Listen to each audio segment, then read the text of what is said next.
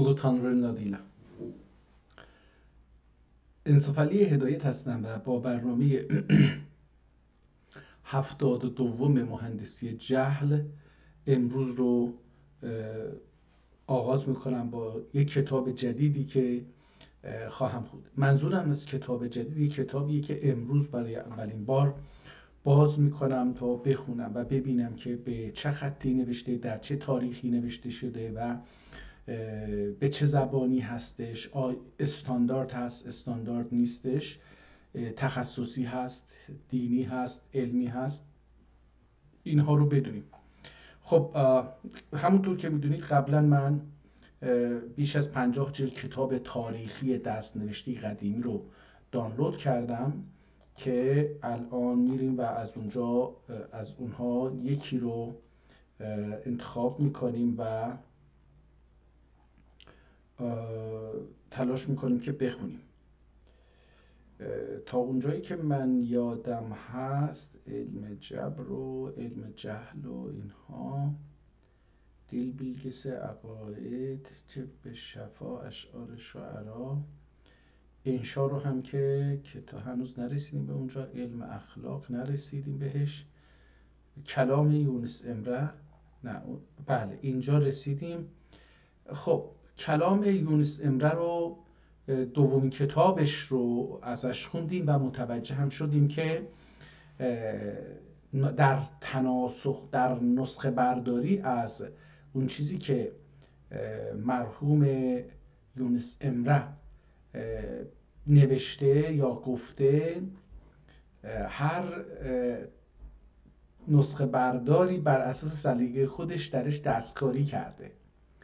البته کتاب سیاسی نیست که بگیم به خاطر سیاست یا در معنا دستکاری نکردن، ولی خب آدم شعر رو خونده و بعد اومده مثلا بنویسه یا یکی براش خونده، نمیدونم جابجا خوندن، در نتیجه دیدیم که در یک شعر مصرع‌ها، بیت‌ها رو جابجا کردن، کلمات رو در داخل مصرع‌ها جابجا کردن. اینها رو متوجه شدیم که یک کار علمی میخواد، کار بزرگی میخواد که یک کتاب رو با چندین اثر تطبیق بدی و اونی که بهترین اکثریت به اون شکل نوشتن رو انتخاب بکنی و بنویسی.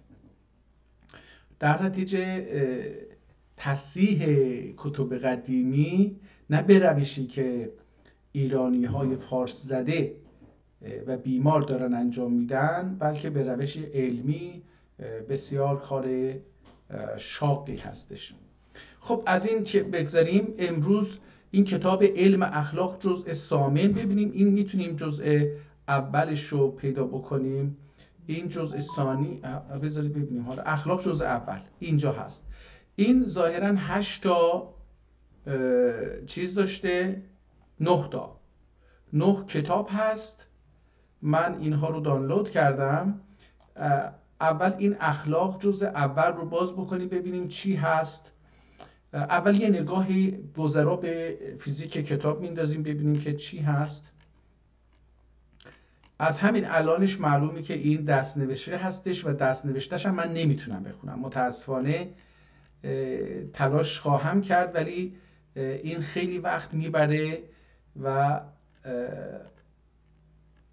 جزو خطوطی هستش که خوندنش برای من یه مقدار سخت خواهد بود، ولی تلاش میکنم که بخونم. کتاب رو میبینیم که نسخه اولیه کتاب هستش، نویسنده خودش احتمالاً خودش بعضی از کلمات رو یا جملات رو خط کشیده و از نو اون رو تصحیح کرده که بعداً برای حالا نسخه برداران اینها یا کسی که بخواد این رو تایپ بکنه، حالا میدونه که چه چیزهایی رو باید حذف بکنه و چه چیزهایی رو باید نگه داره. این نسخه اصلی هستش. این کتاب، این قیمتی ترین کتاب ممکن هست.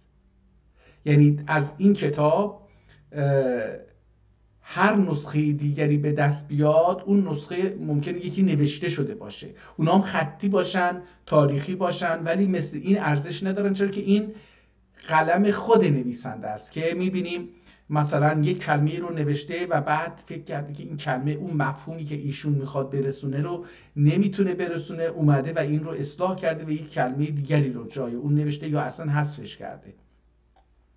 مثلا اینجا نگاه کنید، اینجا خیلی خوشنویسی جالبی کرده که اگر این کارو میکرد با این مینوشت، درسته که در اینجا هم من الان مثلا اینجا گفته اخلافن یا اخلافک باب اولی یا اولا اخلاق. حالا اینا باید ما بخونیم اخلاق، به جای قاف باید ف نوشته، یه نقطه گذاشته، ولی ما میدونیم که منظورش اخلاق باب اولا، اخلاق عمومی. حالا اینجا درستش کرده عمومیه. این احتمالا یک حالت درسی داره، یعنی اینو برای احتمال میدن برای درس نوشته بوده. حالا همینجوری صفحه رو ورق میزنیم، خیلی نیست این مجموعه جزء ها، احتمال میدم که این مثلا 32 صفحه هست. حالا من رسیدم به 32 صفحه. اگر جزءهای دیگر رو هم باز بکنیم به ترتیب، این جزء ثانی، بعد جزء ثالث، جزء همه اینها مثلا این 12 صفحه است. این جزء ثالث، جزء رابع، این 22 صفحه است. جزء خامس 26 صفحه است. جزء سادس این 5 بود. سادس اینم 15 صفحه است، بودن 30 صفحه. یعنی این سادس، این سابع، این ثامن، 8 تا کتابچه تو دفترهای کوچیکی نوشته. در نتیجه همینجوری اینم نهم، جزء ثامن. و ببینیم اگر دهم هم داشته باشه ببینیم، یک ذره باید بریم بالاتر. این ثامن بود، این تاسع، نهم، و اگر یکی دیگه هم باشه دانلود بکنیم.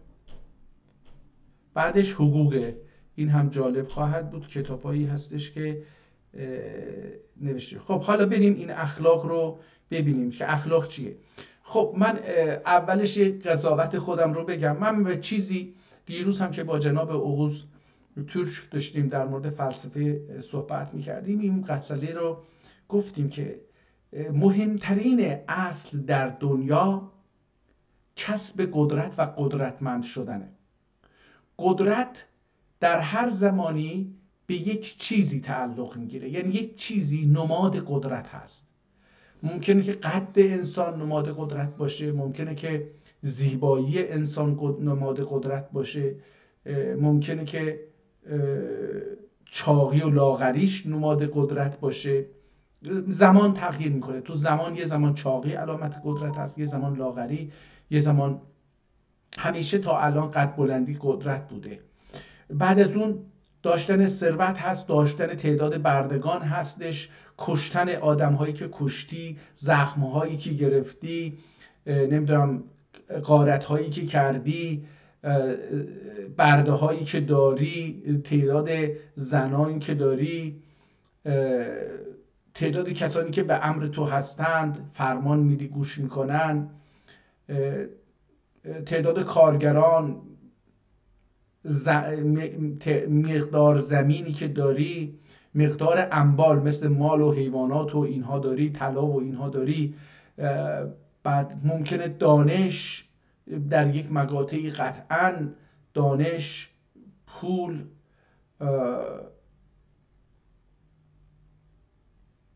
تکنولوژی، اختراع، اکتشاف، نوشتن یک کتاب، حق و تألیف و اینها، اینا قدرت هستش. هر کدوم یه بخشی از قدرتن و به نظر من و به نظر جناب اوغوز هم همینطور، اصل اساسی که انسانها رو، این موجود حیوانی که ما انسان میگیم، این رو از دیگر حیوانات و جانداران جدا میکنه، همین قدرته. شاید نشه گفتش که دیگری صحبت نمی کنن، دیگر جانداران صحبت نمی کنن، برای اینکه اونها هم مثل ما مغز دارن، اونها هم با هم دیگه ارتباط برقرار میکنن، ارتباط چشمی برقرار میکنن، بدنی برقرار میکنن، عاطفی برقرار میکنن. اونها هم مثل ما یک زبان مختص خودشون دارن. یعنی ما ممکنه نفهمیم گاوها به هم چی میگن، سگها به هم چی میگن، گرگها به هم چی میگن، ماهیها به هم چی میگن.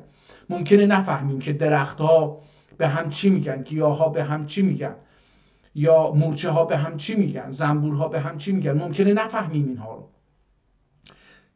این که ما نمیفهمیم دلیل بر این نیست که اونا زبان ندارن، اونا ارتباط ندارن. قطعا ارتباط دارن، قطعا زبان دارن، قطعا با همدیگه رابطه برقرار میکنن. ولی ما الان قادر به ترجمه زبان اونها به زبان انسان که بفهمیم نیستیم. ما به تازگی ها توانستیم به عنوان انسان هایی که زبان های مختلف دارن دستگاه هایی رو اختراع بکنیم، کشف بکنیم، به عنوان انسان کشف بکنیم که بتونه زبان های مختلف انسان ها رو به همدیگه ترجمه بکنه. اما هنوز نرسیدیم به از اون علم که بتونیم مثلا دستگاه هایی رو اختراع بکنیم که زبان گاو رو، زبان مورچه رو، زبان مگس رو، زبان پشه رو، زبان فیل رو، زبان اسب رو، زبان الاغ رو، زبان درخت صنوبر، درخت جردو، درخت دیگر رو، گلها رو برای ما ترجمه بکنه. خب یه روزی انسان به اینجا خواهد رسید. قطعا انسان خیلی شگفت آوره. یعنی الان که دارم این رو میگم باور بکنید که دارم در درونم یه جوری دلم میخواد دیگه قدرتی داشتم میتونستم دستگاهی کشف بکنم که با گلها بتونم حرف بزنم، ترجمه بکنم به اونها به من بگن. مثلا دیگه لازم نبود ما بگیم که تو برای چه درمانی من از تو استفاده بکنم. کافی بود که به طبیعت بگیم من این مشکل رو دارم، مثلا بیماری داریم که سرطان فلان داره، چه دارویی تو داری تجویز میکنی برای من. فرض بکنی یه جنگلی، یه باغی بری اینو بگی و اینو پخش بکنی و این گیاهان بشنون و هر کدوم بگی که خب فلانی پیشنهادات خودشونو بدن و شما از این استفاده بکنید. یا حیوانات رو باهاشون صحبت بکنید، حیوانات درباره خودشون، درباره تاریخشون حرف بزنن. یا مثلا درخت‌ها رو که درختانی که هزاران سال شاهده، بعضی از درخت‌ها 1000 سال، 2000 سال، 5000 سال عمر کردن، ممکنه که تاریخ بشر رو اونها برای ما بگن که در اطرافی که اون میدیده و میشنیده و اینها چه چیزایی رخ داده. ممکن اینها رو به ما بگن. خیلی دنیا هیجان انگیزتر خواهد بود از اینی که ما امروزه فقط صدای انسان‌ها رو میشنویم و میفهمیم. در اون روزی که ما بتونیم صدای گاو رو، گوسفند رو، بز رو، شیر رو، پلنگ رو، گرگ رو، روباه رو، لاک‌پشت و سوسمار رو، مار رو ترجمه بکنیم و بفهمیم، خیلی جهان زیباتری خواهد بود تا امروزی که ما فقط در اصل مونولوگیم، یعنی خودمون به جای جهان حرف میزنیم. در نتیجه حالا اون قدرت خواهد بود. ولی و هر کسی که اون دستگاه رو مثل کامپیوتر که کسی اختراع کردین رو، الان پولدارترین انسان روی زمین هست. جزء پولدارترین، مثلا 5 تا پولدارترین انسان باشه، یکی اون قدرته، اون اختراع قدرته، اون اکتشاف قدرته. حالا ولی من معتقدم چیزی به نام اخلاق وجود نداره. چیزی که وجود داره به نام منافع وجود داره و قدرت. و اخلاقی که امروزه ما باهاش زندگی میکنیم و به عنوان اخلاق میشناسیم، اینها اصولی هستش که برای اداره ضعفا به نام دین، به نام اخلاق، به نام آداب اجتماعی، اینها برای کنترل طبقات پایین، انسانهای ضعیفتر، اینها چیز شدن، ابداع شدن. حالا ببینیم، ولی با این همه این به یک علم تبدیل شده و الان بعضی ها میگن جهان بدون اخلاق جهان فلان است و بهمان است. من به نظرم حیوانات علم اخلاق ندارن، اما انسان خیلی انسانی تر از انسان ها زندگی میکنن و حیوان ها کمتر درنده هستن، کمتر کشتار کننده هستن. هیچ حیوانی قتل عام نمیکنه در اصل، مگر اینکه ما یاد بدیم. ما یاد میدیم به گرگ ها که مثلا برن یک 10 تا 20 تا گوسفند رو چیز بکنن. ما یاد دادیم، ما اون گرگ به تجربه یاد گرفته که هر چقدر بیشتر بکشه، این انسان مسلمانی که اون نمیدونه مسلمانه، این انسان اینو نمیخوره، میذاره اینجا، در نتیجه میره خفشون میکنه، میذاره اونجا که اون نخوره و این برای مثلا روزهای متفاوتی چیز داشته باشه، غذا داشته باشه. حالا با این حال ببینیم این اخلاق چی میگه، این کسی که این رو نوشته چه چیزایی میگه. بریم از همون اول، جزء اول باز بکنیم ببینیم چی میگه. حالا میتونیم جزءهای بعدی هم یه نگاهی بهشون بندازیم. این جلد کتاب رو گذاشته و صفحه اول رو حالا بازم اینو کوچیک بکنیم، فقط خیلی کوچیک به این نگاه میکنیم. اخلاق جزء ثانی، دوباره با همون خط ما میبینیم که این رو نوشته و در 37 صفحه، احتمالاً 60 صفحه باشه، 74 صفحه باشه. بازم همون خط هستش و با همون مداد نوشته شده. این به نظرم خیلی قدیمی نیست، احتمالاً 200 سال یا 250 سال حد اکثر عمر داشته باشه، 300 سال نداره به نظرم. حالا من تلاش میکنم که ببینم این کتاب. حالا برگردم دوباره جزء اول، ببینیم که جزء اول چی چیزی داره. علم اخلاق جزوه اول. یازما باغلاره، باغلاری، باغلار، باغلار. حالا این بازم تو از کتابخانه سلیمانیه دانلود شده به نظر میاد. این بالا یه چیزی به لاتین نوشتن که من لاتین رو نمیتونم به این مفهومی که الان این وجود داره بخونم. خلاصه علم اخلاق چی هست؟ از اینجا شروع میکنه. صفحه اول شروع کرد، صفحه 2 اینجا رو 2 نذاشته، اومده اینجا 2 گذاشته و این 3 هست احتمالا، برای اینکه این بین 4 و 5 و 6. بله خب ببینیم اینجا خلاصه علم اخلاق. علم اخلاق حیات انسانی حکومت علمیه داره. نگاه کنید تعریفی که از علم اخلاق میکنه اینه: علم اخلاق حیات انسانی حکومت علمی داره. یعنی علم اخلاق علم حکومت بر زندگی انسان هستش. نگاه کنید تعریفی که داده به تعریفی که من گفتم نزدیکه. من گفتم که چیزی به نام اخلاق وجود نداره، این یه قواعدی هستش که قدرتمندان ابداع کردن، جمع کردن تا بتونن بر جامعه حکومت بکنن، بر ضعفا حکومت بکنن. اخلاق قوانین دین برای قدرتمندان نیست. قدرتمندان همیشه میتونن استثناء باشن. حتی اگر شما به حضرت رسول در زمانی که حیات تشریف داشتن دقت بکنید، حضرت رسول حق داشته، برای خودش این حق رو اسلام به اون داده که بتونه با 10 زن ازدواج بکنه، ولی در همون زمانی که ایشون زنده بود مسلمان ها میتونستن با 4 زن ازدواج بکنن. اینجا با 2 نوع اخلاق متضاد روبرو هستیم. 3 نوع. یکی اخلاقی که امتیاز میده به خود حضرت رسول، برای اینکه قدرتمندترین در رأس حرم اسلام و مسلمانان قرار داره. استثناء براش حداقلش اینه که این فرمان جهاد میتونه بده، فرمان قتل میتونه بده، میتونه 10 زن داشته باشه. این استثناء در دست اون هست. ولی در پایین دیگر مسلمان ها 4 تا. اون قدرتش غیر قابل چون و چرا هست، ولی بقیه اگه بخوان قدرت بگیرن چون و چرا داره. حتی ابوبکر و عمر و عثمان و علی و بقیه هر کدوم خلفا چون و چرا هست در مورد حکومتشون، اما در مورد حکومت حضرت رسول نمیشه این امتیاز رو ازش گرفت.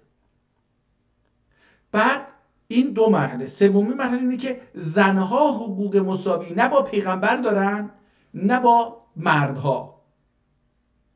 چرا؟ چون اون دین یه دینیه که به قدرتمندان امتیاز بیشتری میده. اونایی که قدرت کمتری دارن امتیاز، مثلا برده ها، اسرا، هیچ کدوم این امتیازا رو ندارن. یعنی نه میتونه بی نهایت زن بگیره، نه میتونه مال داشته باشه، نمیتونه قتل انجام بده، نمیتونه فرمان کشتار بده، جنگ بده، جنگ رو متوقف بکنه، صلح ببنده، هیچ کدوم اینها رو نمیتونه بکنه. نمیتونه 4 تا زن بگیره و اگر مرد باشه یا زن باشه صاحبش میتونه اینو بفروشه، میتونه بچه‌شو بفروشه، میتونه خودش لذت جنسی ببره، به کار ببنده، بزنه، مجازاتش بکنه، و هم میتونه کرایه بده به دیگران باهاش لذت جنسی بکنه. یعنی حالا یعنی آدم وقتی یعنی اخلاق، یعنی حالا اینجا چی میگه؟ اینجا میگه اخلاق، علم اخلاقه حیات انسانی حکومت‌دür. تهذیب اخلاق چیه؟ حالا اینجا گفته فکری، اتشی، گزمت‌دür. حالا بذار ببینیم اینو بزرگش بکنیم، ببینیم میتونیم اینو اگر متضمن‌دür. میگه تهذیب چیه؟ تهذیب اخلاقه فکری از چی متضمن‌دür. حالا درباره اینو از خط کشیده روش گفته که تصور ایچی گسوری متضمن‌دür. تهذیب اخلاقه تصور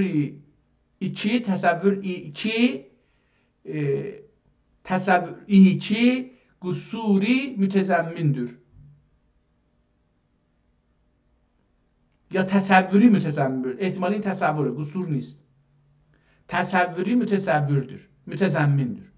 پس تهذیب اخلاق تصوری چی؟ تصوری متضمن‌دür. یعنی این یه تصوری از اخلاق، یه تصوری از اخلاق هستش که شما تصور میکنید. ببین خیلی میگه یه چیزی فکری عملی احتمالا ممکن نیست. او افعالر اینجا حالا یه خط کشیده، احتمالا میخواسته یا اولر، افعالری اداره مخصوص بیر قانون تصوری اولا. این اولا هست. پس حالا اینجا که ثانیا دیدم اینجا متوجه شدم اولا هستش. اولا حالا این اخلاق چی هست؟ اولا اعمال مزی اداره مخصوص بیر قانون تصوری. پس یکی میگه که برای اداره رفتار ما یه قانون تصوری هستش. دقت بکنید خیلی زیبا داره از اخلاق. ثانیاً بو قانونه، حالا اینجا هرچی بوده خط کشیده، بیر اطاعت اختیاریت تصور دیر. یعنی این قانون تصوری که برای اعمال ما هستش، چگونه اعمالی رو انجام بدیم، این قانون ثانیاً بو قانونه بیر اطاعت اختیاریت تصوری دیر. حالا تصوری دیگه این چون خلاصه می نویسه افعال رو نیاورده، تیتروار نوشته. ثانی اینه که اون بر اون قوانین که بر افعال ما نازل خواهد بود و ما باید مطابق اون قوانین اجرا بکنیم، رفتار بکنیم، کنترل رفتار. خب حالا میگه که باید اختیاری باشه، اطاعتش اختیاری باشه، یعنی از طرف قانون به شما اعمال نشه، یعنی دولت نیاد این رو به شما باید اختیاراً این به نظر میاد که یه جبر قانون اجتماعی باشه، یعنی اجتماع یه حالتی به شما در بیاره که اگر اون کار رو نکردید مجازات بشید. نه که دولت مجازات بکنه، نه، همون خانواده ازتون قهر میکنه، دوستان ازتون قهر میکنن فلان اینها. Selam əziz dostum. Necəsiz? Yaxşısınız? Sevindim sizi gördüm.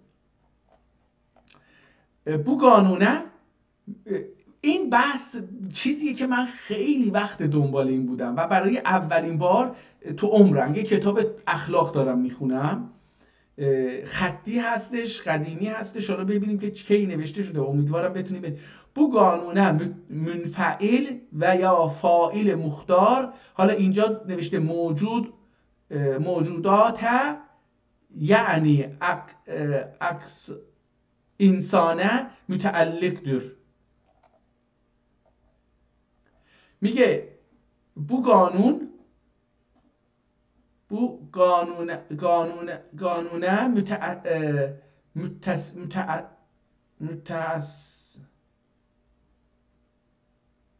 متصل من باید اینو بخونم دیگه، چیز دیگه نمیخونم بخونم.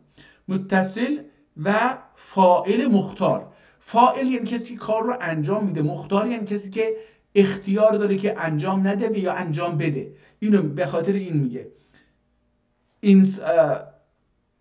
اولایه موجوداته، اینو میگه اولایه انسانه متعلق دور. حالا این قانون bu قانون احتمالا منفعلم باشه، میتونیم اینجا منفعلم بخونیم، منفعل و فاعل مختار اولانه انسانه متعلق دور. حالا این برای انسان مختصه، حیوانات اینو انجام نمیدن. حالا در زیر این بالا یک نوشته بود و یه جایی هم دو نوشته بود، حالا اگه بتونیم ببینیم اینجا یک رو، نه دو رو ندیدیم، این یک رو خودش زیرش می نویسه من علم وظیفه. اینجا گفتش چی؟ علم اخلاق حیات انسانی حکومتی علمیdir. علم اخلاق حیات انسانی حکومت علمیdir. تمام. میگه چی؟ علم وظیفه. اصلا اصلش اخلاق نیست، وظیفه تو چیه؟ علم وظیفه است. خیر و شری نه علمی، فرق نه اینا علمی.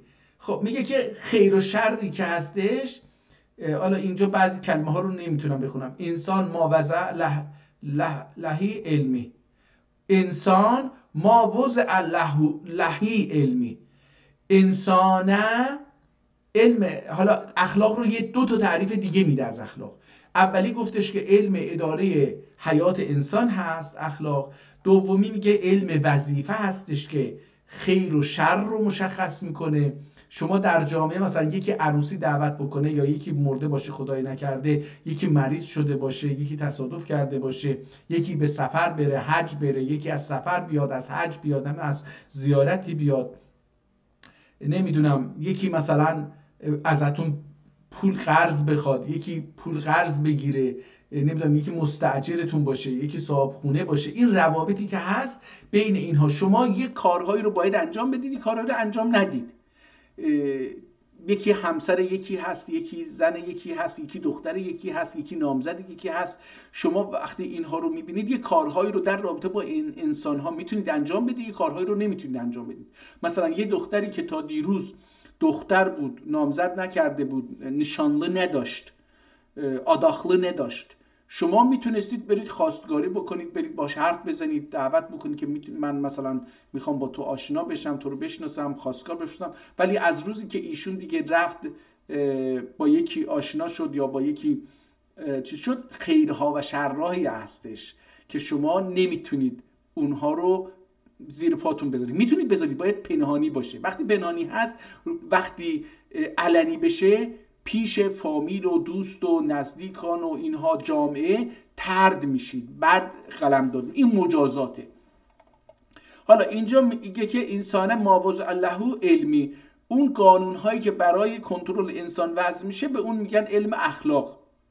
حالا اینجا دوباره این رو میگه علمی مجبوریدür چنان که لزوم و خواندنی idaren eylur. Hala mütlaqdır. Çünkü حالا اینا رو نمیتونم بخونم دیگه، متوجه میشید که خوندن اینها برای منی که ترکی رو هم بلد نیستم چند تا مشکل روی هم انبار میشه وقتی من میخوام ترکی بخونم. ترکی بلد نیستم، این ترکی دستنویس هست، قدیمی هست، با یه خط خاصی نوشته شده که من هنوز بهش عادت نکردم. قلم، حرکت قلم خیلی متفاوته برای من از قبلی ها، در نتیجه نمیتونم بخونم. ولی خب اگر من معتقدم همین الان که این یک صفحه رو خوندیم چند تا غلط هم توش داشتم، من معتقدم اگر 2 ساعت برای خوندن این کتاب وقت بذارم، این کتاب، این خط رو میتونم بخونم. حالا ببینیم این چیه. اولاینفنده مجبوری و مطلوب عمومی المر اقتضایی‌دür. خب اینجا ما با کلماتی روبرو هستیم که در مورد اخلاق دوباره صحبت میکنه. اولغنده احتمالاً هستش یا اولینده، مجبوری و مطلق. من اینو مطلق میخونم. یکی هستش که اخلاق بعضی قسمتش مجبوری و مطلقه، بعضی عمومی المر اقتضایی‌دür، بعضی عمومی نیست، یعنی همه اجرا نمیکنن. اقتضایی هستش یعنی زمان اقتضا میکنه که، عرض کردم مثال زدم، مثلا یه خانومی که شوهر کرده دیگه شما از اون لحظه به بعد میگید این شوهر داره دیگه، نباید باهاش، یا مثلا محرم و نامحرم هست، حرام و حلال هست، نمیدونم، اینها چیزاییه که مقصود بولاردور. حالا اینها رو داره هی توضیح، این بسیار خلاصه است. یعنی در اصل من اینجوری دارم میبینم که این کتاب برای دانشگاه نوشته شده یا برای یه جایی نوشته شده. این آدمی که اینو نوشته بر اساس این درس میداده. این سرفصل یا تیتروار، مثلا این کلمه رو میبینه، این کلمه‌ای که مثلا هستش که من نتونستم اولدغنده یا اولینده، من اینجوری اولدغنده میتونم بخونم، اولینده حالا این وقتی اینو میدید یادش میومد که چی چیزایی در مورد این میخواد بگه. مجبوری یعنی چی، اینو توضیح میداد. مطلق یعنی چی، اینو توضیح میداد. خب مطلوب یعنی چی، اینها رو. عمومی یعنی چی، اقتضا یعنی چی، عمومی علمیه یا اختصاصی یعنی چی، اینها رو. این خلاصه فکرهایی هستش که در مورد اخلاق نوشته و این رو باید تشریح میکرده. احتمالاً اگر یه کسایی در کلاس درس این بودن و اینها رو نوشته بودن میشد کتاب اصلی. Bu kanuna kendisinde başka hiç bir قصدی یا مقصدی، ببینید اینا چیزه. Bu kanuna kendisinde kendisinden başka hiçbir مقصدی مثلا یختو. این قانون به غیر از خود قانون هیچ مقصدی نداره. نظرشو میخواد اینجا بگه.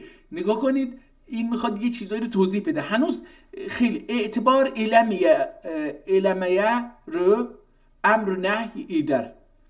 اعتبار علمیه، اعتباره علمیه رد، یعنی ببین دوباره خلاصه است دیگه. به اعتبار توجه نکنه. امر و نهی ادر، یعنی ممکنه که مثلا الان مثلا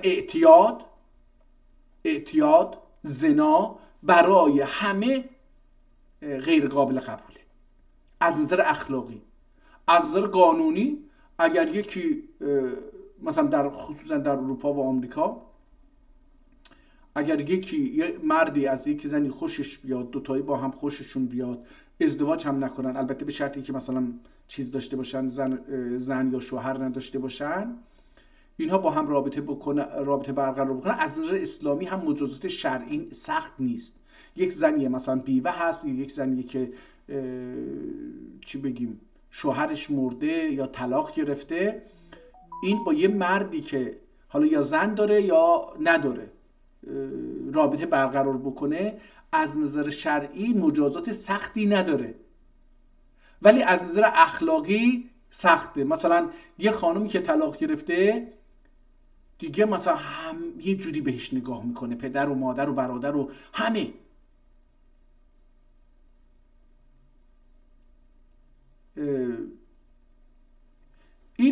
اینه. حالا اخلاق یه امر و نهیایی داره که من مثال زدم. مثلا اگر مثلا یه دونه از اینها گرداغ خیلی شایع هست بگم، مثلا تو گرداغ اگر یکی بمیره فرقی نمیکنه بچه باشه یا بزرگسال باشه، شما نمیتونید لباس قرمز بپوشید برید عزاداری اون.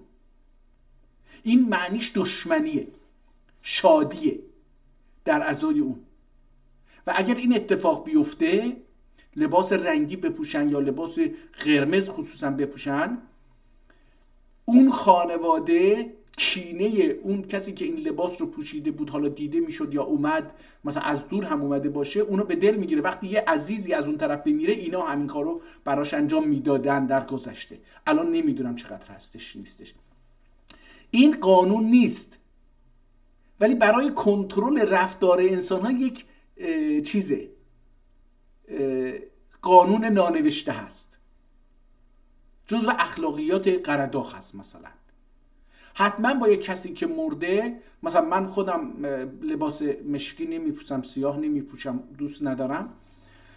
از اولش از بچگی از لباس سیاه بدم میاد، از هر چیزی که به غیر از انسان سیاه، حالا اینجور بگم هر چیز بدم میاد.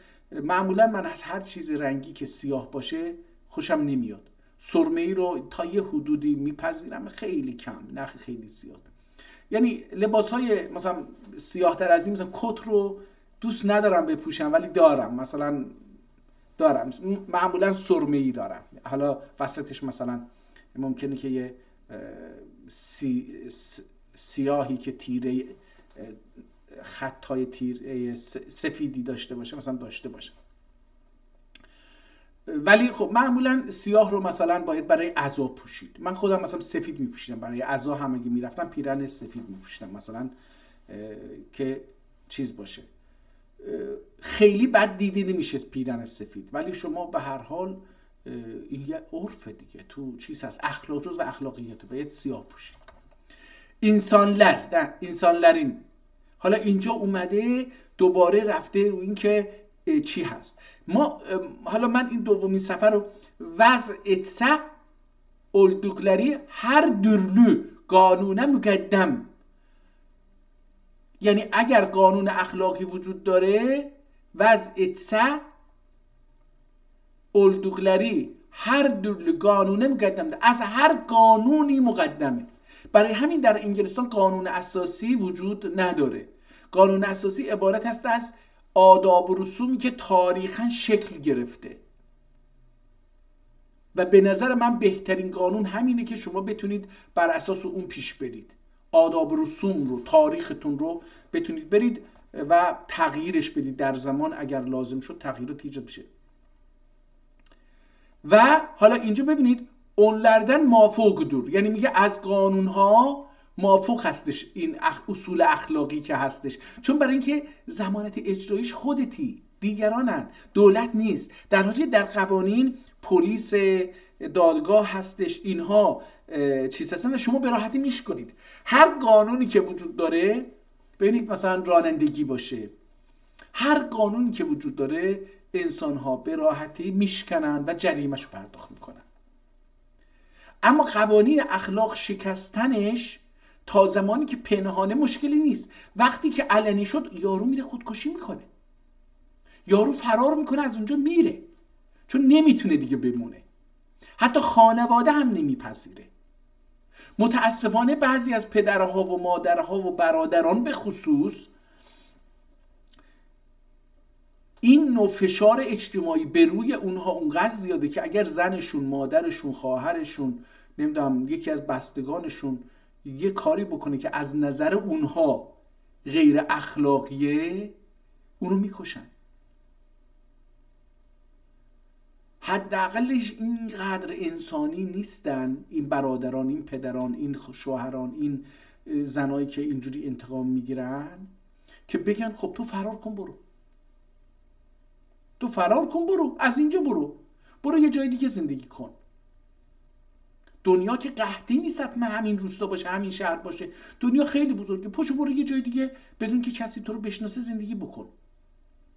این خیلی مجازات سنگینی، خیلی مجازات، و این مجازات ها رو میذاره جو عهده خود چیز، خانواده، خود دوستان، خود شهر. حتی بعضی، من یادمه ما وقتی به تبریز کوچ کردیم سال 1350-51 اومدیم تبریز، من یادمه یه دختر خانم مینیجوب اومده بود محله ما وارن کوی صفا، یک قبرستانی بود که الان دبیرستان ساخته شده، قبلا یه قسمتش قبرستان بود و یه قسمتش میدان فوتبال بود. الان اون قسمتی که فوتبال بود دبیرستان شده فکر کنم، و اون قسمت قبرستون هنوز فکر میکنم پارکش کردن، ولی قبرستون هنوز یه بخشیش فکر میکنم هنوز سر جاشه. من نمیدونم، الان 25 ساله که من خبر ندارم، 22 ساله که خبر ندارم.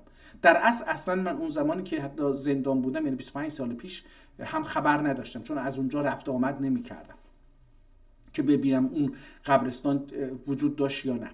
ولی یادمه که اونجا قبرستان، مثلا یه دختر خانمی فکر کنم 19 ساله 20 ساله با مینی جوب اومده بود اون محله ما، و ما انسان‌های عقب مانده اون میگفتن خارجی ها حق وحشیگری میگیرن، واقعا وحشی بودیم. مثلا من یادمه جوانها، بچه های همسن من و مثلا 15 سال 16 سال 20 سال دنبال این دختر افتاده بودن، حرفهای زشت ناموسی میزدن به این دختر، با سنگ میزدن.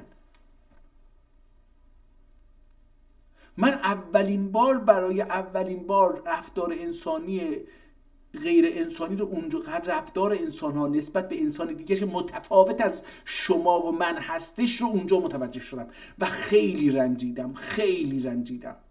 من هم یه چند قدمی دنبال اینها رفتم، ولی بعد دیدم که نه، این انسانی نیست، این انسانه. به هر حال ممکنه که لخت باشه، چه دردی داره؟ شما چه کار براش میخواد بکنید؟ چرا میخواید بزنید؟ اگه لخت بود، اگر نون نداشت نون میدادید، اگه کار نداشت کار میدادید، اگر آب نداشت آب میدادید. حالا این لباسشو دوست داره اینجور بپوشه، چون به شما چه ربط داره؟ به من چه ربط داره؟ وقتی که نون نداره، کار نداره، زندگی نداره، خونه نداره، کمکش نمی کنم، چرا وقتی که لباس مورد نظرشون میپوشه؟ آقا این پسرهایی که ابروشونو بر می داشتن، این پسرهایی که موهاشونو بلند میکردن، چقدر به اینا مثلا هم جنس بازن، اینا فلان. چرا وقتی این پسر کار پیدا نکنه، وقتی این پسر نتونه کرایه‌شو بده، وقتی خونه نداشته بخوابه، نتونه پدر و مادرشو تامین بکنه، شما کمکش میکنی تو این جامعه؟ نه. چرا وقتی خلاف شما رو انجام میده میرید انجام میدید؟ اون همین این قانونه. این قانون مهمتر از اون قانون که دولت تصویب کرده. شما هیچ مثلا چراغ قرمز رو رد بکنید، برید مثلا نمیدونم مالیات ندید، مردم حتی ممکنه ازتون خوششون بیاد. هر قانونی که گذاشته الان، قوانین که ضد دخترها هستش، ضد زنها هستش، هر خانم که این قانون ها رو بشکنه، مثلا مشروب خوردن مثلا غیر قانونی، همه میخورن. چرا؟ مردم اصلا خوششون میاد الان قوانین دولتی رو بشکنن، اما همین مردم بسیاری از قوانین رو نمیتونن بشکنن. همینایی که دوست دختر میگیرن 10 تا 20 تا، یا خانمایی که دوست دختر میگیرن، دوست پسر میگیرن 10 تا 20 تا شوهرم دارن، وقتی مشخص بشه که این شوهر داره، یا وقتی که اون خانم فاحشگی میکنه یا اون مرد فاحشگی میکنه، وقتی خانواده‌اش بفهمن یا دوستانش بفهمن یا فلانش بفهمن، تقریبا یه جور دیگه ای میشه. اینه böyle bir kanuna vücudunu ispat eder. حالا دیگه من این کتاب ها رو بقیه رو دیگه نخونم، چون به نظرم اومد که خیلی خلاصه نوشته و من اینجا عقاید خودم رو در مورد این نوشته ها میگم، عقاید این رو نمیگم، چون من نمیدونم این مثلا böyle bir قانون وجودینی اثبات در یعنی چی، یعنی چی میخواسته این آدم بگه. در نتیجه این کتاب بسیار بسیار کتاب برای من فکر کنم برای دانشگاه نوشته شده بوده، تصور من این هست. حالا تلاش میکنم که ببینم مثلا اینجا چی بود واردور bir takım bir neçe qism ahval vardır. بذارید بریم توی این صفحه. احوال واردور. bunlar dahi حالا اینجا bil cümle lisanlarda و تأسیسات یعنی مؤسسات اون جاهایی که انسان ها وجود زندگی میکنن. لیسانلرده در زبان های مختلف، در مجتمع های مختلف، تأسیسات میشه مجتمع ها مثلا. و عاداتده خیر ایله شر بیننده کافه. ببین اینجا رو من دارم حالا میخونم، مثلا این خودش خط کشیده روی اینها که نمیخواد دیگه بگه بیل جمله این لیسانلرده به طور خلاصه، برای اینکه بعدن گفته آقا این بعضی از جوامع اخلاقش متفاوت از اخلاق یه جامعه دیگر هستش. حتی در تاریخ هم اخلاق یه جامعه در تاریخ هم تغییر میکنه. مثلا 30 سال پیش، 50 سال پیش، 60 70 سال پیش زنها اگر موی سبیل و صورتشون رو میکندن خیلی جاها بهشون فاحشه گفته میشد. حتی در این کانادا که من امروزه زندگی میکنم شما بعضی از زنان مذهبی رو میبینید که صورتش موهای سرش بازه ولی ریشه سبیلشون نمیزنه، موهاشو نمیکنه. از نظر مذهبی این خانم هنوز معتقده که نه این نباید دست زد. خب در ایران هم همینجور، در تمامی دنیا همینجور بوده. من این سریال های ترکی که میسازن، حتی سریال ترکی، من معتقدم بسیار تاریخ رو بد فهمیدن. اصلا زن مسلمان میتونست تو جامعه ظاهر بشه، تو جنگ بره شرکت بکنه، پشت جنگ شرکت بکنه، کار تجاری انجام بده. حداقلش در اسلام یه چنین چیزایی برای زن در نظر گرفته شده بود. بعداً ملاها این رو هی تنگترش کردن. الان حقوق زنی که شما امروزه میبینید حقوق زنی نیستش که در اسلام وجود داشته. در صدر اسلام زن میتونسته کار تجارت انجام بده. قبل از اسلام اصلا زن عرب میتونست کار تجاری انجام بده، میتونست آدم استخدام بکنه، میتونست زمین داشته باشه، میتونست اموال خودش و اموال شوهرش رو اگه مرد اداره بکنه، میتونست برده بخره، برده بفروشه، تمامی کارهای اقتصادی اجتماعی رو انجام، میتونست سفر بکنه، هر کاری بخواد. ولی به تدریج این ملاها به خصوص در شیعه و حالا در جهان اومدن این رو هی دیدن آقا اینو کمش بکنیم. آخرش رسوندن به اونجا که اگه زن رو بذارید داخل یه صندوقچه درشو ببندید، ببرید زیارت بکنه داخل صندوق و دوباره اون رو برگردونید خونه، کسی نبینه، ثواب و گناهش به یه اندازه است اینقدر. و بعد اجازه ندادن زنا برن مسجد. الان هم ترکیه و بسیار از کشورهای مسلمان زنا مسجد برای نماز خوندن به مسجد نمیرن. نماز جمعه مردا میرن، زنا نمیرن. اینها کار ملاهاست. ملاها بعدن هی خودشون بر اساس شرایط اجتماعی اومدن اخلاقیات درست کردن، قانون درست کردن، به نام اسلام گذاشتن، چپوندن در جامعه و جامعه فکر کرده که چون این ملا عمامه داره حالا هر چی بگه درسته. نه آقا اینجوری نیست. اصلا این ملا یه آدم حالا یا سواد داره یا سواد نداره، اصلا ممکنه بره حوزه علمیه درس بخونه. دلال برای این نیستش که اون هر چی میگه مال اسلامه. نه آقا اون یه دو تا کتاب دو تا ملا رو خونده. من نه این ملا رو قبول دارم نه ملای قبلی، چون نه اون ملای قبلی که این کتاب رو نوشته اسلامه، اون اسلام نیستش که، اون نظر شخصیشو نوشته. آقا ازش سوال کردم من بین نماز اینجوری شک کردم چیکار بکنم، من رفتم توالت اینجوری شد، من با زنم خوابیدم یا با شوهرم خوابیدم اینجوری شد، من مثلا آخر عادت ماهیانم اینجوری شد، چیکار؟ اونم گفته این کارو بکن. در اسلام اینا وجود نداشته. اسلام آزاد گذاشته بوده. بسیاری از این فعالیتایی که امروز ما میبینیم مجازات میشیم، حتی قانون براش درست کردن ملاها در طول تاریخ، اینها مال اسلام نیست. این مال ملاهاست. اینها مال اجتماع و سنته. شرایط اجتماعیه، ربطی به اسلام نداره، ربطی به اسلام نداره.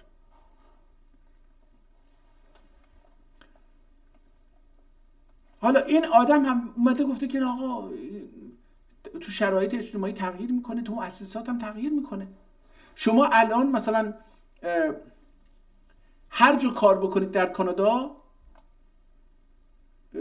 یه یونیفرم داره، تابستون باشه زمستون باشه. شما باید مثلا در فلانجا کار میکنید، این شلوار رو حتما زن باشید مرد باشید باید بپوشید، مثلا فلان رنگ رو نمیتونید بپوشید. هر مؤسسه‌ای برای خودش یه اخلاقی میذاره، اصولی میذاره، میگه آقا من بر اساس این میخوام اگه میخوای برای من کار بکنی باید اینجور کار بکن. مجبوری، یعنی نیست چیزی نیست. مثلا پلیس قبلا هر آدمای مذهبی رو استخدام نمی‌کرد در کانادا. میگفت که علائم مذهبی من استخدام میکنم به شرطی که علائم مذهبی رو نشون ندی. بعد شکایت کردم به دادگاه که آقا من دینمه، آقا من میخوام پلیس بشم ولی دینم هم داشته باشم. شما چرا نمیخواید؟ مثلا سیک‌ها رفتن شکایت کردن که آقا من باید این عمامم روی سرم داشته باشم که موهای من دیده نشه، من از نظر شرعی باید موهامو بپوشم، زن مسلمان هم باید از نظر شرعی باید موهاشو بپوشونه، چرا اجازه نمیدید؟ دادگاه قانون اساسی کانادا اومد گفتش که این پلیس حق نداره دیگه، این حقشه، این قانون دینیشه، باید دینیشو حفظ بکنه، اعتقاداتشه، باید این رو زندگی بکنه، دلش میخواد اون رو زندگی بکنه و در این حال میخواد پلیس هم باشه، پلیس باید این استخدام کنه. الان دیگه مثلا سیک‌ها میتونن کلاه خودشونو بذارن، یه کلاه دیگری کلاه پلیس رو هم بالاش بذارن،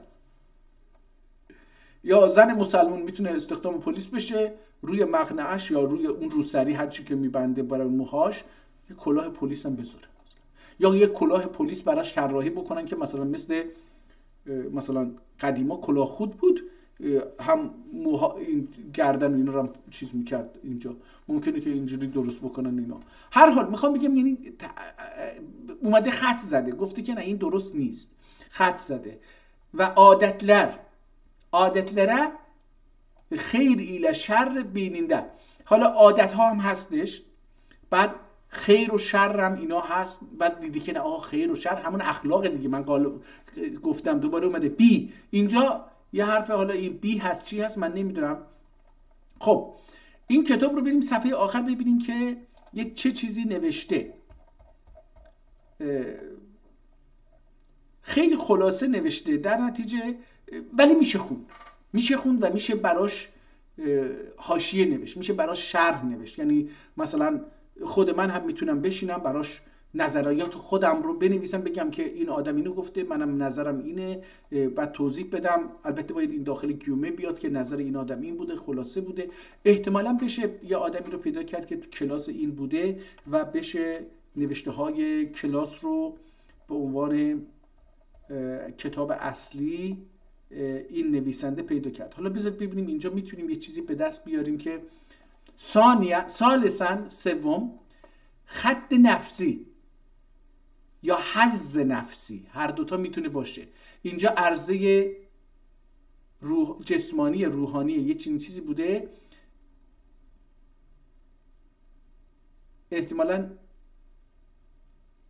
عرضه لسانی، نه لسانی نیست، این هر چی بوده اینو خط زده، نوشته حظ نفسی یا حظ نفس یا خط نفیه. ایله فضیله، حالا دوباره اینجا رو چیز کرده، واقع اولور و وظیفه ایله منفعت بیننده اکثر یا مجادله واقع اولور. خط نفس و حظ نفس و منفعت چون اینجا هستش این حظ میشه، حظ نفس و حفظ هم میتونستیم بخونیم، نه نیست. حظ نفس و منفعت غلبه اینما بیر جان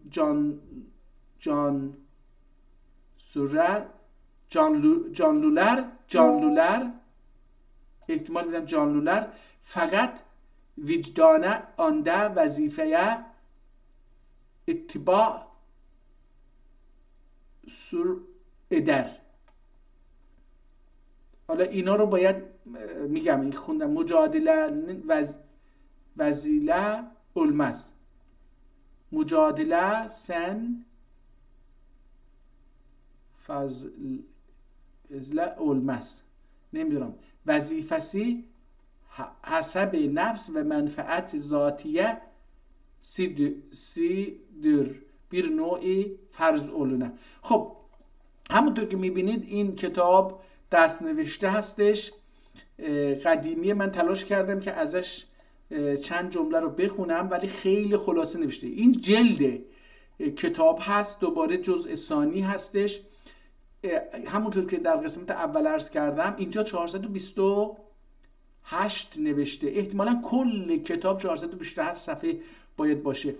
افعالımız اسبابının اهمیتی. حالا اون اخلاق رو اینجا اومده گفته که افعالımız اسبابının اهمیتی، اسباب اهمیت اسباب افعال ما، سبب هایی که باعث افعال ما میشه اهمیتش چقدره و چیست، اینها رو در اخلاق داره توضیح میده. بالارده بیان olduğu که بذارید اینو بزرگش بکنیم ببینیم میشه. بالاده بیان olduğu موجبine افعالimiz یکدیگریnden، حالا این چی بوده؟ فرقله ای که، حالا اینجا فرق افعالimizi که یا افعالimiزin sebebi idaredir ki bununla yekdigerden kalben farklıdır. Kollen olacaktı ihtimalen. İnce ben bemibinem. Hala kollen farklıdır. Birisi mücerred veya nekre, hala birisi mücerred veya digeri bezeh müteallıktır. Birisi mücerred veya nekre bezehe müteallıktır ve digeri haber ve kelime idi ve hali فعالی به فعلون ادر.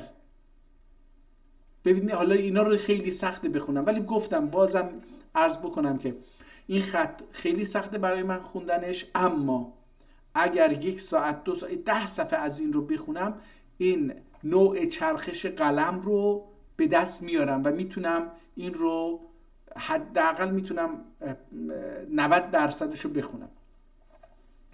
بزه مفعله اولار سببی ای که جهت به خبر امورلی ادرلر. نه حالا بزه فعل اولایه سببی ای که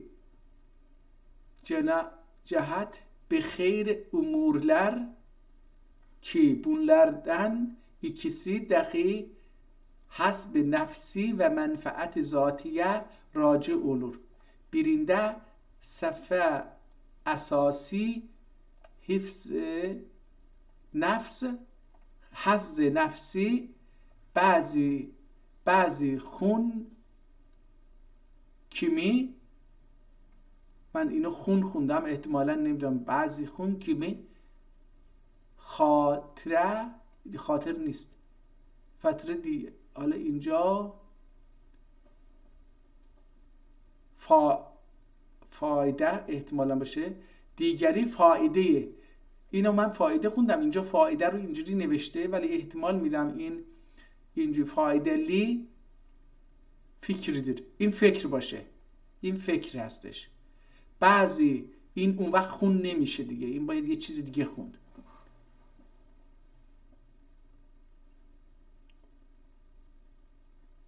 بعضی خون کیمی فکری، دیگری faydalı fikridir. Buçun sebep münsenife dahi dinür. منفعته احتمالا منفعته داخل دینور. حالا اینجا در مورد منافع اینجور چیزا صحبت میکنه. دوباره من برم صفحه حالا بذار ببین اینجا صفحه şayet اینجاها رو بهتر بدون. Bu zikretmemiz sebepten hiçbiri yoktur ki ehemmiyet mahsusesi olmaya. İmdi bir sebep ehemmiyeti müsebbibin bazı ihdas ettiği ahvalun kıymetiyle musavi rafta sebep ola. Musavi اینجا رفتار من اینو میخوام بخونم اما رفتاری olur. یا واقعا insan gözüne faydalı ola, insan gözüne faydalı ola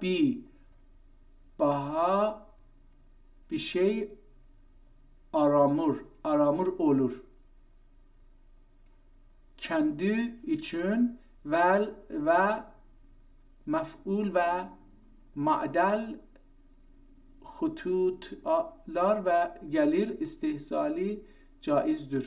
حالا خیلی سخته که اینها رو درست بخونم. باید آدم این جمله ها رو بخونه بعد دوباره بیاد بخونه. یعنی اول برای درک معنا نخونه، اول فقط بخونه که ببینی این جمله چی میگه تا یه معنی از در ذهن این آدم به خواننده به وجود بیاد که این چی میخواد بگه.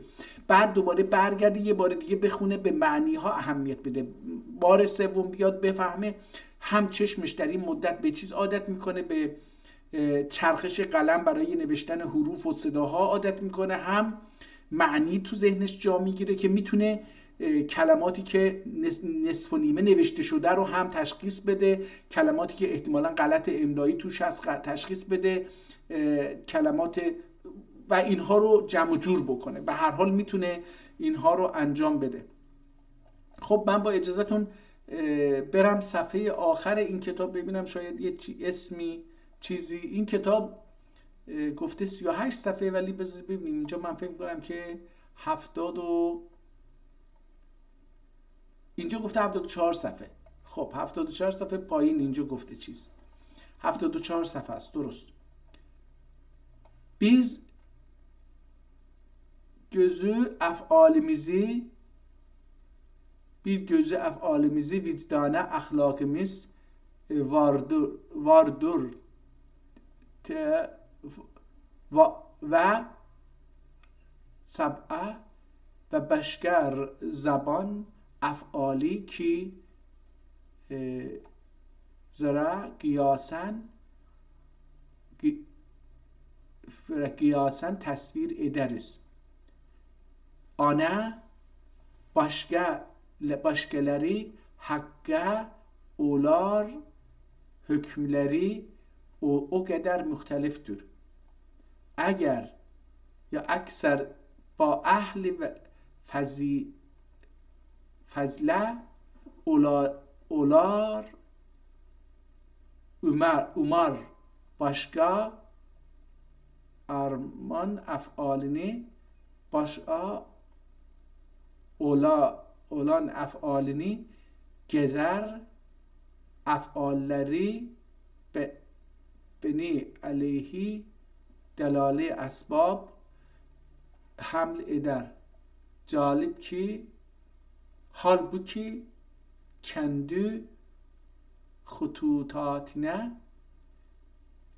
nefsini gahire ittihaz etmesi olan begiye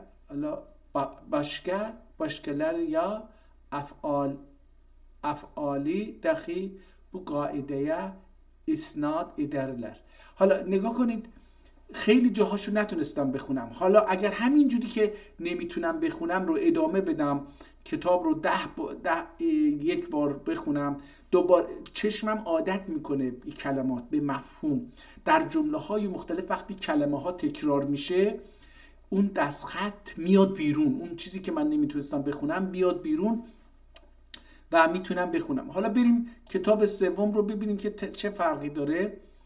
متاسفانه حالا اونجا اشخاص اگر یادم باشه اون اخلاق عمومی بود ها، عنوان کتاب. اینجا جزء ثانی افعالمز اسبابنین اهمیتی. این کتاب در مورد این بود، یعنی جزء دوم که داشته تدریس میکرد این بود. سوم چی هست؟ سوم اخلاق شخصیه، یعنی فردی. حالا اینجا این آدم به احتمالا فرانسه هم نوشته مورال ایندیویدوال. انگلیسی ممکنه فرانسه هم باشه چون که اینا تقریبا مشترکن، لاتینه به هر حال. مورال ایندیویدوال، اخلاق شخصی. حالا عربی اینجا شخصیه یعنی فردی. اینجا دوباره گفته که بو بیر قانون اخلاقی موجود اولر نفی بیانه و اثبات در فلان. اینو خط کشیده یک گذاشته اینجا، این یک رو که اینجا گذاشته بود خط زده، دوباره از نو نوشته به فعل و فاعل مختار بیر وجودی چون واجب الاتباع بیر قانون موجود اولر یعنی بیان. حالا ببینید این یعنی رو خیلی جاها من نفی خوندم چی خوندم، حالا اینجا متوجه میشیم که یعنی هستش، یعنی بیان و اثبات. حالا ببینید این بیان نقطه نداره، چند جای دیگه مثلا اینجا یه چیز دیگه خوندیم ولی الان اینجا متوجه میشیم که بیان و اثبات اتیکدن سنره این نون هستش، بدون نقطه هست. اینم اثبات بدون نقطه هست. این نقطه ها رو معمولاً تو قدیم بیان نگاه کنید وقتی اون حالت نه آخرش میاد پایین اینجوری اون حالت نقطه رو داره. اثبات دوباره همین حالت رو داره، مثل مد کلاه آ هست، آ با کلاه که کلاه داره مثل اونه، اون علامت حالت نقطه داره. این قبلا تو یک کتاب دیگه هم همینو دیدیم. حالا میگه که بیر قانون موجود اولر یعنی بیان و اثبات اتیکده دن سره انسان بولر بیله حکم احوال مختلفه ده bu قانون تطبیق این گ نقطهش اینجوری اومده، دوباره مثل گ رو بدون نقطه است ولی اینجا اومده پایین گ، این گافی که اینجوری باید نوشته میشه بیاد اینجا اینجوری کرده، این نقطه اونجاست. و احوالن بیانه اتمز گالور نمیتونه انجام بده، یعنی قواعد اخلاقی نظرینی بیان ادر که حالا اینجا این کدره رو باید بخونیم احتمالا این لام حالا نه این باید اتیکدر sonra بیان نظر نسبینی بیان اتیکدن sonra عملینی دقی بیان etmiş olar. احتمالا این etmiş olur یا bulur. Olure نه این olur باید باشه. انسان göz، این göz احتمالا öz باشه، من اینو göz میخونم. انسان göz نفسی نه مناسباتی، حالا یعنی نوعینه و قانون عالی ایله مناسباتی واردور آنون. حالا بنون ایچون اینو گفته آنون سبب مبنا سبب یعنی علم اخلاقه رسول. اینجا یک چیزی بوده نوشته بوده احتمالاً بو رسول تصمیم اولار، این تصمیم نمیشه، اینجا یه چیزی دیگه است. تعمیم احتمالاً باشه، تعمیم اولار. 3 تقسیم üç تقسیم چی؟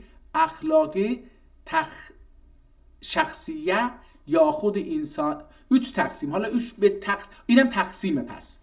پس چی میشه اینجا؟ مناسبات واردور آنن سببی، یعنی سبب آنن سببی یعنی علم اخلاق ده بو. حالا این رسول، من اینو خوندم رسول نمیشه، یه چیز دیگه است. نسودن احتمالاً سببدن بو، شو سببدن احتمالاً من اینجوری بخونم. حالا اینجا تقسیم اولار، شاید هم اینجا عدد رو بنویسه مثلا چیز 3 تقسیم چی؟ اخلاق شخصیه یا خود انسانه که دو. حالا اینجا باید این رو چند بار دیدیم، اینو باید یواش یواش بخونیم، به دست بیاریم که چی میشه شخصیه. حالا اخلاق قسمت اول شخصیه یا خود انسانه. کندو نفسینه، کندو یعنی خودش، کندو نفسینه گارشو وظیفه و یعنی نوعی گارشو، نوع گارشو وظیفه‌لر و اخلاق دینی. حالا اینجا تا انسان بود که گفتش که احسال شخصی نربط به خود انسانه که باید نفس در مقابل نفسش وظیفه ای رو داره که باید اونو دینی، نوع گارشو یعنی بیر نوع در مقابل یه نوعی وظیفه آلا، این آلا احتمالاً باشه. و اخلاق دینیه و اخلاق دینیه دینی، حالا دینیه نیست، دینی یا دینیه یا خود خالق متعالی تعالی، خالق تعالیه گارشو وظیفه‌ای بلون ایدر وجود گلر. اینجا وجود گلر رو بلونور احتمالا باید بنویسیم بلونور ایده، یعنی به وجود میاد. حالا اینجا پس دومی، اولی بود در انسان اخلاق شخصی، دومی بود اخلاق دینی که در مقابل وظیفه‌ای که از طرف خداوند به عهده انسان میذاره. مثل چی؟ حلال و حرام، مکروه. البته نمیدونم در قرآن مکروه هست یا نه، اینها بازم ملاها ممکنه. مباح و حلال و حرام و مباح و مکروه و جایز و مستحب و اینجور چیزا هست. اینها اون مراحل مختلف یک کار انجام دادن یک کاری و انجام ندادن یک کاری. حرام، مکروه، اینها. حرام یعنی اصلا نزنید. مردارم هست. حرام، مردار، مکروه. مردار یه چیزی که میتونید دست بزنید، حرام که حرامه نباید دست بزنید. مردار میتونید دست بزنید، مثل فضله انسان، فضله حیوانات. یه حیوانی که مردار شده، مرده، بدون که شما تحت نظرتون باشید و میتونید مریض بشید اگه دست بزنید که فلان. یا یه آدمی که مثلا مرده، این مردار نیست دیگه، ولی مثلا فضله آدم مثلا مرداره، نباید دست بزنید، ولی اگه دست زدید میری میشورید، اینجوری. یعنی این مردار این مفهومو داره. ولی مکروه چیزیه که حالا میتونید دست بزنید، دست نزنید، میتونید استفاده بکنید، استفاده نکنید. مکروه. مثلا میگم مثلا مکروه مثل چی؟ مثلا گوشت خر، اونم گوشت اسب، مثلا گوشت اسب، گوشت خر، گوشت هر حیوانی که مثل ما جان داره او زنده است. این حیوانه، گوشت داشت، مثل گوشت ماست، گوشت یه چیز دیگه است. یعنی گوشت دیگه، گوشت فرقی نمیکنه. حالا اسمشو بذاریم خر، اسمشو بذاریم گاو، اسمشو بذاریم عین همن، هیچ فرقی با هم ندارن.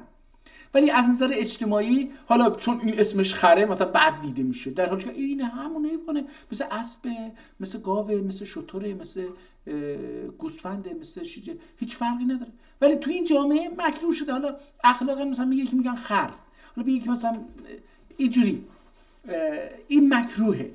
مثلا مثلا شیرش خیلی گرونترین جزو گرونترین شیرهای دنیا شیر خره. مثلا من شنیدم تو ترکیه یه خانم یا یه آقایی هستش 200 خر نگه میداره، روزی نزدیک 1 تن شیر خر میگیره و مثلا به چند هزار دلار میفروشه. چون که اون دیگه لیتری نمیدونم، مثلا فرض بکنید لیتر گاو شیر گاو مثلا لیتری مثلا $1، مثلا شیر الاغ لیتری $50. اینجوری فرقش اینه. مثلا من در کانادا دیدم شیر بز بسیار گرانتر از شیر گاوه. شیر گاو مثلا کیلویی لیتری بگیم $2، حدودا $2 الان، ولی مثلا شیر بز لیتری $4.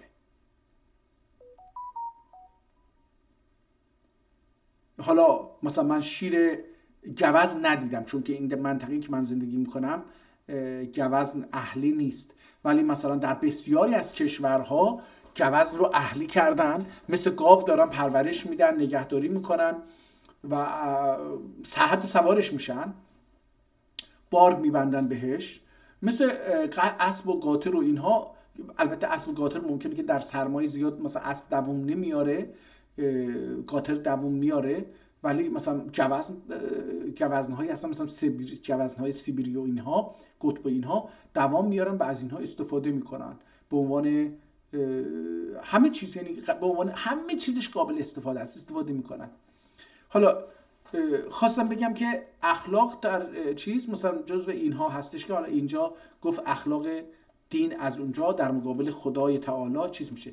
حالا اینجا دوباره اومد اخلاق دو زد، اخلاق شخصیه. حالا اینجا احتمالا یه چیزی هم گفته بوده که من متوجه نشدم، چون که گفت اخلاق 3 قسمت دیگه، تقسیم 3 تقسیم که اخلاق شخصیه یا خود انسان که کندوی نفسینه، گارشو وظیفه‌ای و یعنی بیر نوع گارشو وظیفه آلا.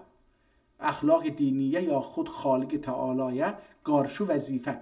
گارشو به معنی مخالف نیست، در مقابلش یه وظیفه داری، در مقابل نفس خودت یه وظایفی داری، اینو میخواد بگه. حالا اینجا دوباره میاد اخلاق شخصیه، انسان کندو نفسی گارشو وظیفه‌ای شاملدür. وظیفelerin şamildir. و هله اولار.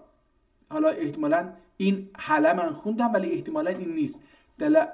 اولار کی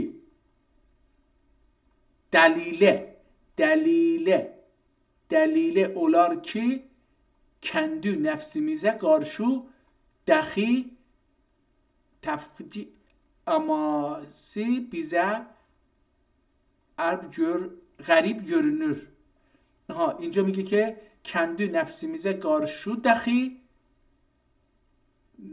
حالا اینجا نفس چی هستش؟ امامی bize اعمالی bize garip görünüyor ve diyor ki bir vazife daimen 2 taraf vücudine mevcuftur. Bir vazife daima 2 taraf vücudine mevcuftur. حالا اینجا وجودی مرحس الحسنا. حالا اینو خط کشیده دیگه، ما هم نخونیم، جمله رو خونیم. بیریسی جبر امیه جبر نه و دیگری سر اولا. حالا اینجا مثلا این دوتا رو کلمه رو نتونستم بخونم، مثلا این چی هست؟ جبر، این احتمالاً جبر باشه. بیریسی جبر این چی میتونه باشه؟ جبر عمویه و دیگری جبر علامه یا اولان. Halbuki burada ikisi yekdigeriyle mahluttur ve insan kendi nefsine karşı fiil mecbur olacağı اخلاقی‌دür. حالا این چیه نمیدونم. دوباره رسیدیم به اینجا. حالا اینجا دوباره رفت یه مقدمه میگه، این ظاهرا 6 صفحه بوده، همین 6 صفحه رو مقدمه Ahlak vəzaif insan elmidir. Gayeti insani fazilet سوگه و ابطالdır. حالا نگاه کنید اینجا یه انگلیسی هم نوشته که معادلش چی هستش. value احتمالاً باشه و احتمال میدم کامل نمیتونم بخونم چی هستش. سوگه و ابطالdır. حالا کامل متوجه نمیشم. اخلاق cümlemizin begaya mecbur olacağımız ve vazayif dair malumat ile bunların hükümlerini beyan eder bir ilmdir. Yani bir ilmidir. حالا دوستان میبینید که هر چقدر که این صفحه ها رو میرم جلوتر تلاش میکنم که این دستخط رو بخونم راحت تر میشم. درسته که در وسط جمله ها بعضی کلمات رو نمیتونم بخونم، ولی نسبت به چند دقیقه قبل که کتاب رو شروع کردم برای خوندن کتاب بسیار به نظر من فرق کرده. حالا کتاب اولی که اینجا باز کردیم همین اولش مونده بودیم که اینا رو چی بخونیم، ولی بعد که اومدیم این کتاب سوم الان رسیدیم از هر کدوم هم نیم صفحه خوندیم. اونم نیم صفحه نیست، هر کدوم این صفحه رو جمع کنید 20 تا کلمه تو هر صفحه ننوشته، 30 تا کلمه ننوشته، ولی خب الان اینو راحت تر میخونیم.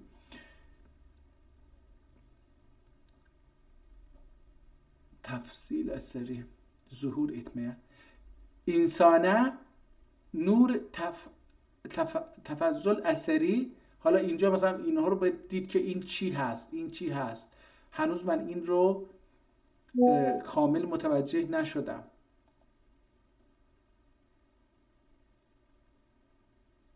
انسانه نور تفصیل اثری ظهور etmeye başladıkta bu vazayif معلومه شروع etmelidir و به حاصل ما علم و تحصیل ما علم zamanının içinde muhtar olur. احتمالا مخیرم بشه، مخیر olur. Vazife hakikiyesi bilana hiçbir muallim olmaz ki تهذیب اخلاقه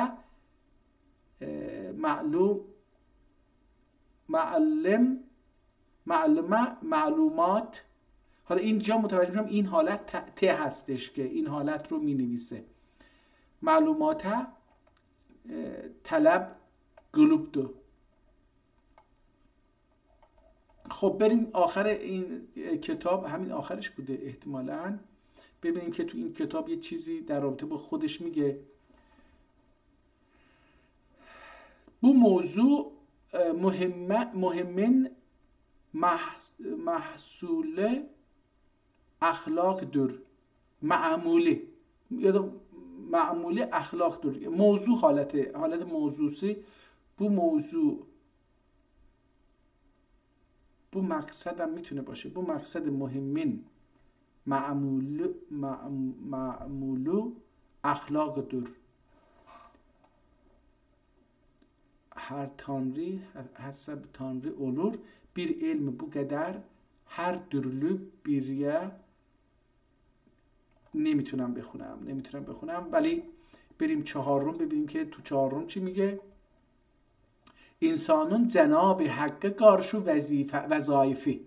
اینجا وظیفه نوشته بود، انسانون جناب حق، اینجا منظور از حق الله هستش. حالا این اولش ببینید اینجا یه چیزی نوشته مثل نه هستش. انسانın vücudi خالقه تعالانın vücudine delalet eder. ها که انسانın احتمالاً burada که باید بخونیم که انسانın، شاید هم این خط کشیده نمیدونم، ما باید نرمالش اینه که این حالت رو باید نبخونیم. insanın vücudi خالق تعالانın وجودینه دلالت eder. حالا مثلا اگه با همین خط بنویسه میتونیم این تعالانن اینا رو تشخیص بدیم. حقیقتا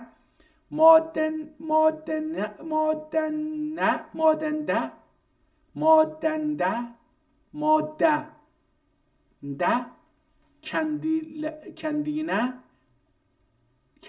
kendilerine vücuda geldiğini teslim eder. حالا اینا رو خط کشیده دوش gelmesi, vücuda gelmesi. حالا اینجا گفت hakikate madende kendiliğinde gelmesi, vücuda gelmesi ve kendi başına idare olunması müntezem. ای داد این به جای اینکه بره اینجا رفت یه جای دیگه. بذاری ببینم اینو بزرگش بکنیم اجازه میده که نه این آخرشه. vücuda gelmesi ve kendi başına idare olması ve müntezem harekati tabi olar ecram semaviye. Zira kendi bilenlerin mezkur kökülde bölünmez. اینجا رو نتونستم بخونم، باید دقت بکنیم. اجرام سماویه این چی میتونه باشه؟ gene bilenlere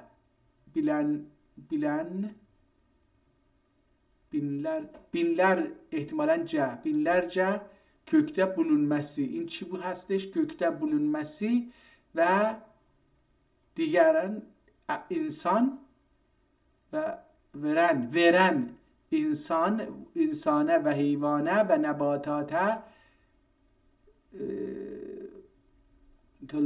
موجود علوب. اینجا این نصفش هم نیفتاده این کلمه. حالا چی هستش؟ محدود الف لام داره. موجود اوجب یا خود gene bilenlerde. حالا اینو میشه یک طرف هم خوند ولی معمولا این bilenlerde خطور olundukla yine gail olur mahalıdır. Mevcudatın cümlesi yüzü halafını ispat eder. Yüz halafını bir müntezem haneye yahut bir nefis bahçeye girdiğimizde anlarız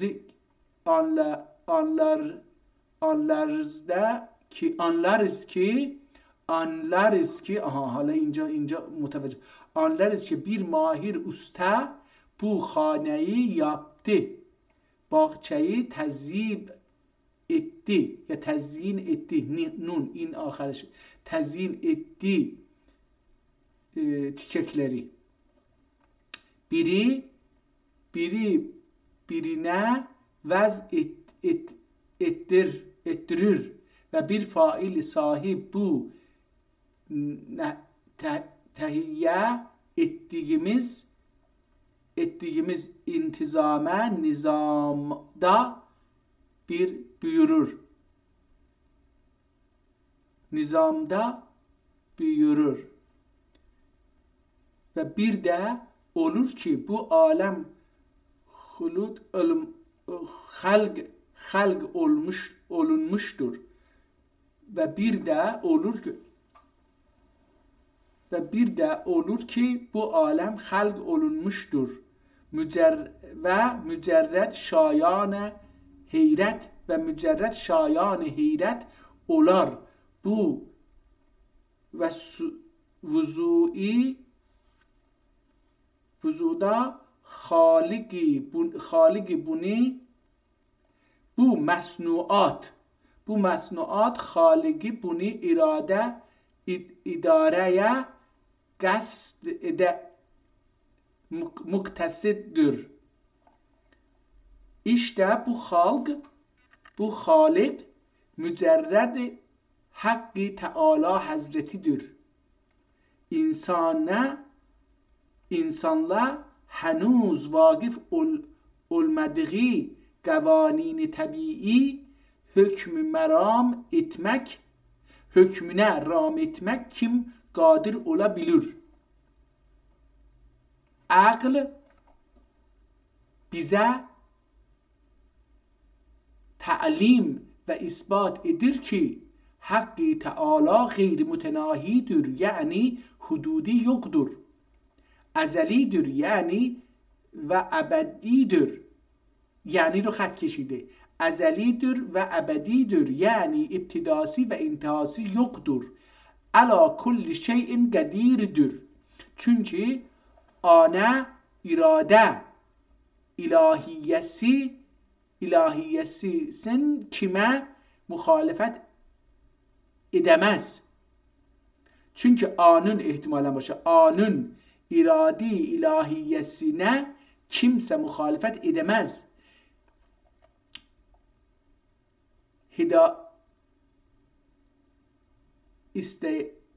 خدا بسته باغچه مقصدdir. حالا اینجا رو یه مقدار چیز نتونستم بفهمم چی میگه، چون که این اولی این در چند تا کتاب اینو دیدم به این شکلی، یکی دو جا هم تونستم بخونم ولی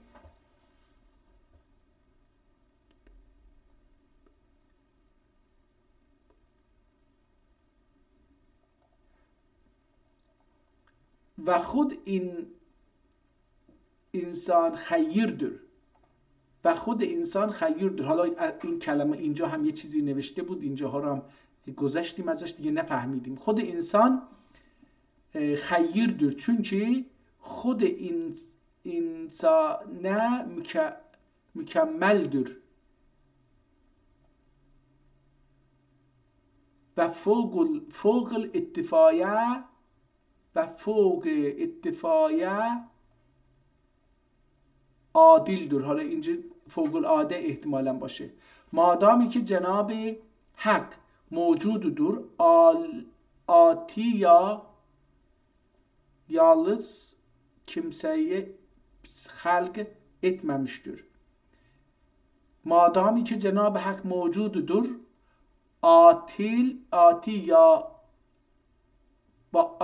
batil kimseyi halk etmemiştir. Bizim kendine karşı olan vazifemizin birincisi kendisine موجودیتine inanmaktır. خب داریم یواش یواش میفهمیم. حالا اینجا دیگه خلاصه ننوشته، اومده یه مقدار توضیح داده. البته کتاب خودش 22 صفحه است. اینجا فی الحقیقه بنسبه کارشو edinde دوستان من وقت کارم گذشته، اینجا تموم میکنم. خدا نگهدار. باید